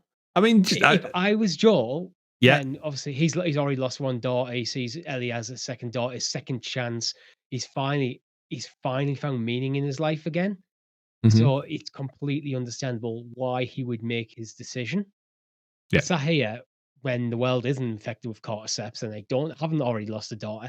I don't have another daughter who's about to get a head cut open and basically killed in the name of the greater good. It's really difficult to go, how would I personally react? In some ways, I'd like to think I would do the Joel thing. But then there'd be one part of my brain, the emotional part of my brain, the cordyceps free part of your brain, save the kid, but the logical part of my brain going, save everyone else. Yeah, and that's the crux of the whole story, isn't it? That like Joel to all the Fireflies is the bad guy. Joel to people who are looking for salvation of humanity, Joel's the bad guy. He stopped a cure from being made, essentially. The one only out that could have saved millions of children, adults, is anyone who's potentially at risk in the years to come. He stopped that reality becoming true. However, if you put that scenario on me, and not just because I've got a new baby girl daughter, prior to that, if you took any of my loved ones, Richie, you, a friend, a family member, anyone I'm close to, I feel like I'd kill people and just save you because my relationship is with you. I'm that selfish bastard who's going to go in and go, no, fuck everyone else. I'm saving my friend. I'm saving my parents, my grandparents. Maybe not the neighbour's dog. I'm not too sure. My neighbour doesn't have a dog. But you know what I mean? I feel like my relationships are so wired that I was like, I don't know these other people. I don't know them. But now, more importantly, now I've got my own daughter, or whether she's like mine or she's just like speaking like a metaphoric, like a pan the baton over. Yeah, I'm just a selfish person in that scenario. Let us know. What do you take on that? Like, selfish or not? I could be so emotionally detached as Joel to just ruthlessly walk through the hospital, just slaying everyone in front of me.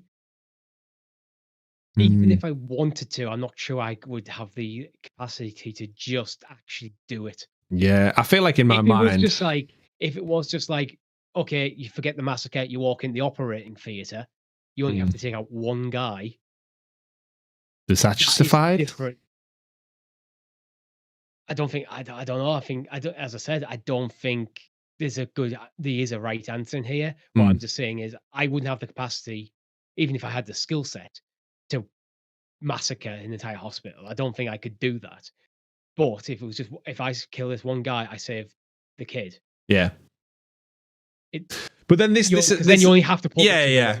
And this is what it all comes back to, that like we're all human, and like you said, there's no right or wrong answer, but there is in some way. Like the right answer is obviously save millions of people, but then at the same time, the right answer is I'm saving my daughter. Yeah, she's so precious to me, and I love her with all my heart. That it is, and this is where we get this ending here, where Joel again he did it for so many good reasons, but then they're mirrored by so many bad reasons. At the end of it, makes the narrative so good. It's very grounded in reality. There's no good guy, and it's not like, oh, the good guys only do good things and the bad guys only do bad things. Like, no, these are just people out to survive. Like people, when pushed, content to real deep darkness. Like Joel, we see Joel go to a really dark place. Yeah. In the name of love, which is usually considered to be a very positive emotion. Yeah, it really is. We then cut to just outside of Jackson. They're in the car, evidently stolen from the Fireflies, full of fuel, I'm sure. It cuts out about 5 hours outside. Joel says about 5 hour hike, which is a little nod to earlier in the season when they were heading out. I think the first meetup with the Fireflies with Tess was a 5 hour hike that to get from Tess's point, I should say. Joel talks about Sarah and how they used to hike, and he really starts to compare his two daughters essentially here, and he says, he thinks Ellie and Sarah, they would have been friends, sense of humor, would have got along, and he almost like lightly insults Ellie in like a really awkward, like in just a really clunky, awkward way when he's saying to her like, I'm not saying comparing them. Like, he goes, Sarah's more girly. He's like, oh shit, I didn't mean it like that. Yeah, girly's not a bad thing. Like, you're right. Like, I'm not girly at all. You're funny, but not in that way. Yeah, you would have done that. It's like the typical like dad putting his foot in it when he's trying to do something nice, but it's backfiring a little bit in the way he's delivering it. So then, they get out. They have to go on the hike, and Ellie turns to Joel just before they kind of reach the Jackson point. They kind of reach like an overview, which you can see there's no snow anymore. Thankfully, it's a lot warmer. The snow has thawed. Jackson off in the distance. Ellie turns to him and says, hey, wait. Pauses. Fuck. She's like, she doesn't want to have this conversation, but she has to. Back in Kansas City, you asked me about the first time I killed someone. When I got bit at the mall, I wasn't on my own. My best friend was there too. She got bit. We didn't know what to do. She says we can just wait it out. It'll be up. We can just lose our minds together. And then she did. And I had to wait. Her name was Riley, and she was the first to die. Then it was Tess, and then Sam. And then this goes back, Richie, to your point earlier on, saying like Ellie's got so much almost guilt on her shoulders. There's a 14-year-old who, back to her conversation with Joel in a few episodes ago, when she says like, everyone I've ever known has fucking died or left me in some way or other, except for you. Like, she trusts this man, and everyone she's lost along the way is built up to now being told that there was no cure, there's other people like you, it's all over, let's go to Jackson. Is like, that is a big rug to be pulled out from under Ellie right now. Well, that's it. She's got this kind of survivor's guilt. So she's, again, you have to remember, she is just a 14-year-old. Like, it's like, all these people have died. Like, Tess has died, Sam's died, Riley died, Anna died. She doesn't know about that, but she did. Mm-hmm. Like, and one thing that's probably kept Ellie going, even the stuff that Ellie's done herself, the way she murdered David, that's got to be traumatic as hell. Oh yeah, she sliced him into tiny pieces. Yeah. So all that stuff, everything she's done throughout what we've known of her and before, is like, it would be where almost like she's probably been telling herself over and over again, if I get the Fireflies, they use my blood, they find a cure, it'll all be worth it. Can't be for nothing. And now she's just been told it was a waste of time. Yeah. So it's obviously weighing on her mind. Joel cuts in and says, like, that's not on you. She says, I know, and Joel explains, like, look, sometimes some things don't work out the way we hope. You can feel like you've come to an end and you don't know what to do next, which, again, was Joel with his kind of suicide train of thought, I guess. Ellie cuts him off. Swear to me that everything you said about the Fireflies is true. Long pause. Joel, obviously, he's got a lot going through his mind right now, I'd imagine. It's like a parent or anyone, in fact, being called out on a lie. We've all had that in our lives. Everyone watching along has had that moment when you've been caught saying something or doing something you shouldn't do, and they give you that little window. We'll have had it, Richie, with our parents, where they give you that little window of opportunity to say, look, if you tell me the truth now, we may be able to move on from this. And she gives Joel that opportunity. She says, swear to me, every story you told me about what happened at the Fireflies is true. He pauses. He says, I swear. And you can almost sense in Ellie's eyes that she doesn't believe him. Yeah. But she goes, okay. End season. End show. End episode. It's really interesting listening to Ashley Johnson actually talk about this scene. Okay. Obviously, in the game, she was Ellie. She was performing this. And this scene is almost basically beat for beat, word for word. Mm-hmm. And Ashley Johnson kind of said, like, basically, the amount of times Joel's like interrupting her saying stuff, Ellie's just like almost just like is not even listening to Joel, not even hearing a single word he's saying. She just needs to say this thing. She knows she just needs to say it. Like, and then wait for his answer. It's only one answer, only one thing she cares about him saying is that, like, I swear. And that okay is a kind of Ellie choosing to believe rather than actually believing. Yeah. She doesn't believe a word Joel's saying. No, Deep not down, at all. She doesn't. I think she's given them that opportunity again to tell the truth. Like, she trusts this man so much. And she's like, yeah, just tell me what you told me through. Like, can I still trust you, essentially? All the things in my life that have led to this, can I trust you? And he goes, yes, I swear. And it's like, again, it's like all parents tell little white lies to their kids and stuff. And that's like how long the camera lingers on Bella Ramsey, really close up, after Joel says, I swear. And she's just like, you can see her mulling over, and she just nods, go, okay, cut to black. Is like, what a way to end it. Doom. Yeah, then it cuts it. And again, no boss fight, no crazy explosions going off, no hordes of infected. It's just the emotional relationship between these two people we've watched build over 9 weeks of TV, 9+ hours probably, to this moment of like, where do they stand? And like, did he make the right decision? Did he not? Does Ellie think he made the right decision or not? Hungry Moogle in the chat says, yeah, Neil Druckmann mentioned that in a playtest for the game, every tester that was a parent agreed with Joel's actions. Everyone who wasn't a parent were a bit divided on the decision. And here we are at the end of the season, basically like, did Joel do the right thing? Has Ellie managed to have that part of her life which she's been kind of expecting? Like, her whole life was leading to this at this point, and he's just taken it away from her without her say in this whatsoever. Ever since the moment that she was bitten and she committed to just losing her mind with Riley, and then it didn't happen. Mm-hmm. It's everything from that moment's kind of built up to her getting to the Fireflies. Yeah. She'd accepted her death, and it never came. And then by proxy of that, she's witnessed everyone around her, whoever she's loved or trusted, also leave her through choice or accident. It's happened. And the one guy she's learned to trust again, the one person she trusts above all else, essentially her dad, who she never had, he just looks her in the eyes and he lies to her. And she knows he's lied to her. And that is obviously going to have big repercussions in season 2, potentially, as we start to unravel Ellie finding out the truth of everything. And relationships will play a big key part. But we end just like we do in the video game, with that cut to black, the music plays in, we're left with them realizing like that's their relationship, that's where it's going to end. But Richie, the end to a fantastic, terrific season of television, 9 episodes, amazing, if like hands down the best video game adaptation of all time, right? I enjoyed Sonic movie, and the Mario movie is coming out soon, but I don't think it'll hit it on this like level of quality, storytelling. Again, they made a lot of changes in the series, but I do feel like a lot of them were for the better in a lot of ways. And I just loved it. I can't wait to watch it again. But they still told the same story. Mm-hmm. And they told it very well. They really did. From, again, if you've played the games, if you've not played the games, if you're a newcomer, if you're an experienced veteran of the franchise, seeing it realize, like, this is everyone's dream, right? Something you love, adapted, but retains that quality.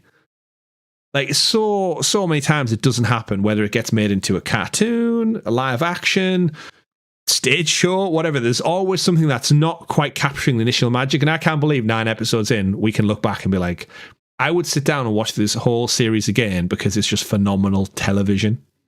I probably will because I've still got no TV for a couple of weeks. I'm definitely going to. I want to watch through it all, like binge style. Actually, like take it in and see how the relationship develops in a quick pace as opposed to these breaks. Every episode multiple times already because of the podcast we're doing. Mm-hmm. And I've wanted to go back and watch some episodes like twice. So that's again another testament to the show and what they've done. So big round of applause to Craig Mazin, Neil Druckmann. Twice today. I've only watched it once.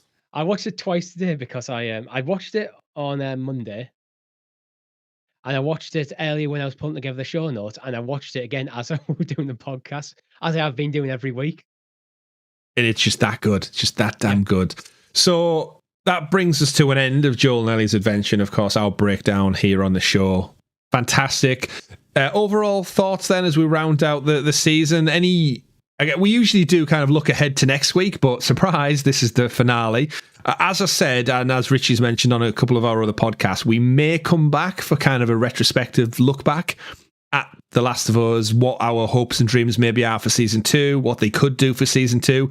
Because again, Richie, unlike any other version of this, we know essentially the storyboarding for season 2 and 3, and they have confirmed since, I believe, season 2 and 3 will flesh out the second game's story a bit more. So whereas season 1 here has pretty much been the first game to a T, it won't be the same for season 2. I mean, we'll talk about it on another show, but I almost think that there's enough material that is set between what we've just seen and the main events of part 2 to do an entire season in there. I agree. And I'd watch it. I'd watch it all. So it has been confirmed, obviously renewed for season 2. No surprise. The viewership, again, I think this week it went up against the Oscars over in the States, and it still smashed its viewership out. More people tuning in. It's going to be critically acclaimed. It's no doubt going to sweep at all the awards. Every week we've been dishing out awards anyway. This is just like top quality television. So to boil it down to our final ways in which we usually round out these shows, performance of the week, Richie? Who are we giving the performance of the week in this grand finale, the epic conclusion to? Who are you settling on? Chat, let us know yours. Oh, this is so performance of the week. I want to give a big shout out to Ashley Johnson. I don't think she'll take it, but I think she was phenomenal as Anna.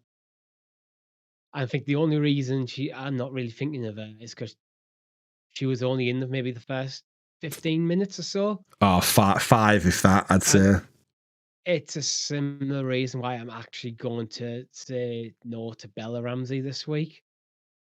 While, again, it's some phenomenal performances, but I think this is Pedro Pascal's week. I think this episode is so centered around Joel for most of it. Like, again, Bella was phenomenal, as she has been every single time she's the camera in front of her. Yeah. She is like that's a nice thing actually. Ashley Johnson said that she hopes like Bella sees like Ellie as in the same way that like, Ashley Johnson sees it as like this is your character now as well. Like, own it. Own it and enjoy it. I'll take the games, you take the TV. Like, and you know what? As a show and stuff, there's always that risk of like uncanny valley of someone not looking the same way. And I know they've came under loads of criticism for like, oh, Bella Ramsey doesn't look like the video game character. Pedro Pascal, Bill and thing. But she doesn't look that much different to Ashley Johnson, to be fair. It's one of those things where we need to realize like we're all human, and it's similar to like people will get old. So when you watch something in like when they make a sequel to a movie that happened several years later, they have aged because they are humans. They can't do anything about that. If you cast someone who looks exactly like the video game fictionally created character of Ellie, without just going out and literally, because no doubt there will be tons of people in the world who look like the character of Ellie, but are they a good actor/actress? Yeah. Probably not. That's a high slim chance. I think you can get so just fixated on the aesthetic, and it doesn't matter that much. Like It doesn't. Look at the casting for Mel Dandridge as Marlene. Completely looks nothing alike. Well, at the same time, you can also cast them. No. And I didn't realise that's just me being pedantic, because Mel actually plays both Marlene in the game and the show. So they do. And people were saying like Troy Baker should have played Joel, and like, yes, he would have brought, no doubt, performance of a lifetime, but he wouldn't have brought the star power for a HBO show. Like, you need sometimes a bigger name attached to a project to get it the attention it needs. That's why movies go out and pay the big bucks to get their poster person, to put front and center, you should come and see this movie because it is Tom Hanks. It is Jennifer Lawrence. Like, these things happen. And Pedro Pascal absolutely nailed it. He did. Again, the casting has just been, that is the premium quality, is the set design, the production, the value, the marketing. Marketing's been off the chain with the podcast, the behind the scenes interviews, the talk shows that Pedro and the rest of them have been going on, the little bite-sized snippets they've been putting out on TikTok and stuff of them just chatting behind the scenes. Like, I don't know about you, but I would sit down and watch Pedro and Bella play through The Last of Us. Oh yeah. If they did like a live stream of them, just, again, even if they're crap at video games, watching the two of them. Has started playing. I'd watch that so much. She hadn't started playing at the time she recorded this. She hadn't played the game. Yeah, they were told not to, right? Because they didn't want outside influence to impact their performance. However, now they've finished the season, go enjoy the game. And yeah, I'd love to watch them struggle their way through a blow-to fight or something on PS5. But back to the performance, Richie.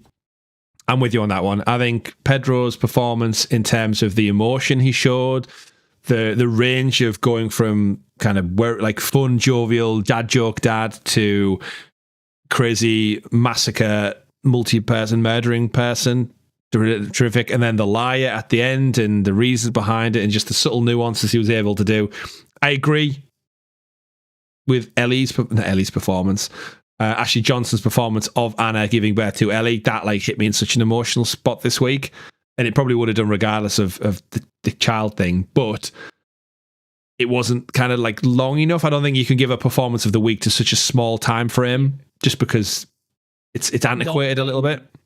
Not when there's other, like, not when Pedro was so outstanding throughout pretty much the entire run. Everything from like the tender moments feeding the giraffes to where he's clearly worried about Ellie at the start, to the cold-blooded, just emotionless killer moments, to the kind of guilt-ridden liar moments at the end. He just nailed so many facets of the character in 45 minutes. Yeah, so multidimensional. So yeah, chat seems to agree. Louise, says in the chat, performance goes to Pedro Pascal, emotional action scenes, the guy can do it all.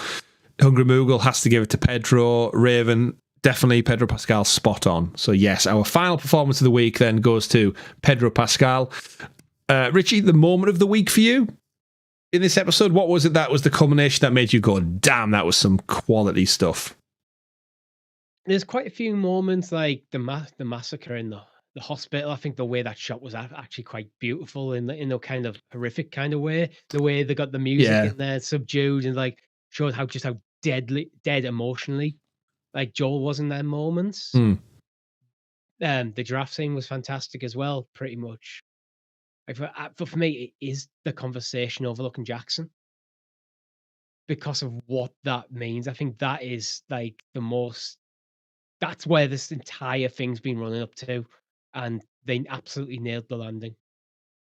I can see that. Yeah, it's the kind of culmination of everything been building up to it.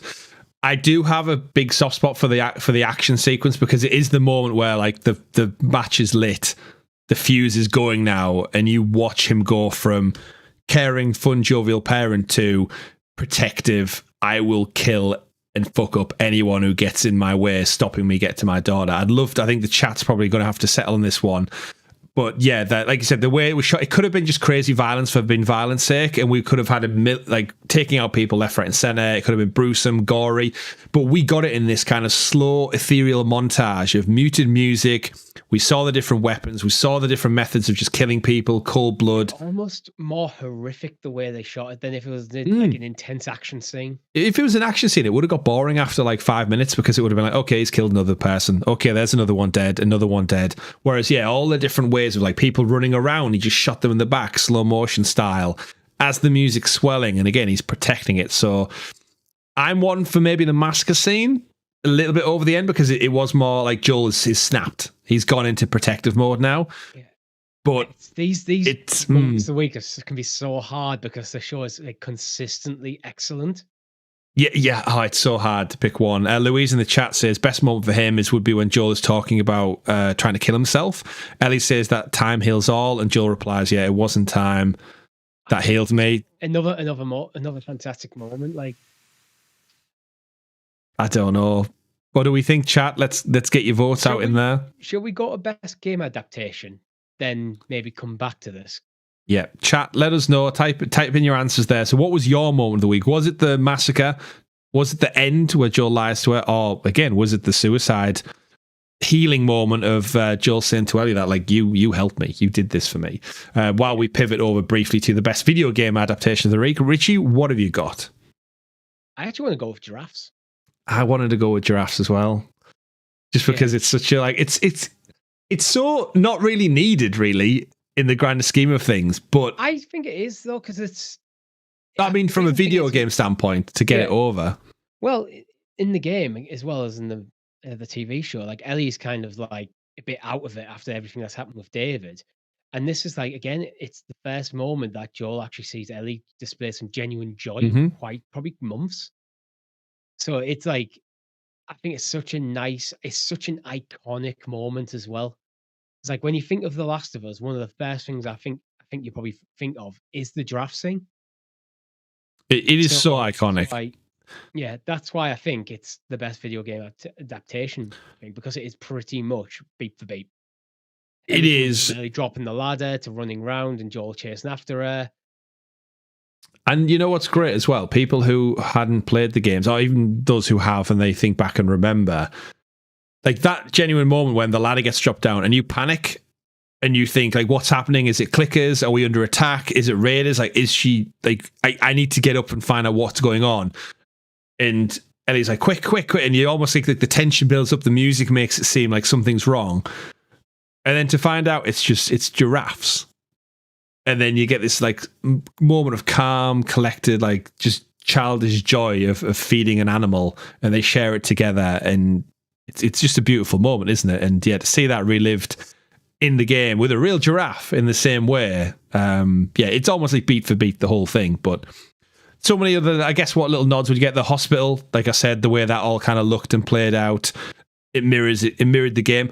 Little bit I would have liked to see is maybe more of him leaving with Ellie, but I guess that's more video game, like running through the corridors as you're being chased, and Joel's like saying, "I'll get you out of this." Basically, would have been nice to see, because it just kind of cuts to the multi-story car park. He doesn't get chased. He doesn't get shot at by a bunch of more people. It's very much a clean escape on Joel's part. He's killed them all already. Yeah, there's no one left. There's no one left. So I'm happy to go with giraffes, Richie. I'm happy to go with giraffes. And I guess this is where, if we do an additional show to come back to, we can maybe look at like the performance of the season, the moment of the season, anything in further detail we want to go into discuss. So we may be back with a 10th episode. It's looking like in the chat someone else has voted now. Just as it says that, we were almost there. We'll just go for both of them then, Richie. We won't drag this one out. So we'll go for both the massacre and the ending. Wins it for you guys out there for moment of the week. But of course, that does bring us to an end of a fantastic season and an end to potentially the ClickerCast for this year. I'm just going to say it now, Richie, when season 2 comes round, I'm totally down for a season 2 of the ClickerCast. Yep, same. We get back, we watch season 2. We might do a little recap episode before it launches, just to kind of bring everyone up to speed on the show. But the ClickerCast. Just like that. But of course, thank you to everyone who supported the show. This is different from our usual content. Usually we just talk about video games, not video game adaptations. So it opens the kind of door up a little bit for a couple of things we could do differently on the channel, I suppose, Richie. Like, who knows? They are making a God of War TV series. There is a Twisted Metal TV series, which I'm not all that interested in. There's rumored to be Metal Gear content coming up. So I'm kind of open to, as long as it's tied to video games, because that's what we're here to talk. I mean, I don't want to make this channel about like talking about anything and everything. But this was the perfect transitional point to move across, because we're both Last of Us fans. it's HBO. It's so good. But yeah, I've thoroughly enjoyed it. So let us know in the chat, in the comments, in the Discord server. But yeah, thank you to everyone who's came with us on this adventure. We've not quite travelled the same distance of Joel and Ellie, but we have experienced it and got to talk about it along the way.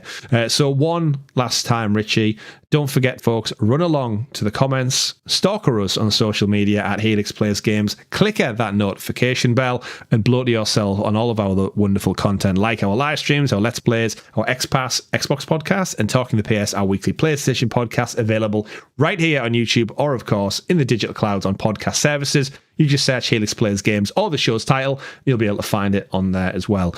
Chat, you've been amazing as always. Everyone who listens to views along at home, you are all wonderful. And for the last time, potentially, until next time, above all else, endure and survive. My name's been Chris. And I've been Richie. We've been the ClickerCast. Take care, everyone. We'll see you next time. Goodbye. Bye.